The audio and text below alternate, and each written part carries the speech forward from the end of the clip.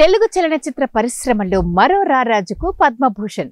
అటు నటనలోనూ ఇటు రాజకీయాల్లోనూ తండ్రికి తగ్గ తనయుడిగా, నటనా వారసుడిగా వారసత్వాన్ని అందిపుచ్చుకొని సినీ పరిశ్రమలో తనకంటూ ప్రత్యేకమైన స్థాయిని తెచ్చుకున్న నందమూరి బాలకృష్ణకు పద్మభూషణ్ అవార్డు రావడం పట్ల సినీ పరిశ్రమ ఆనందోత్సాహాలతో ఉంది. పలువురు హీరోస్ నందమూరి బాలకృష్ణకి విషెస్ చెప్తున్నారు. ఇక ఎన్బీకే అభిమానుల గుండెల్లో ఆనంద తాండవం పొంగుతుంది.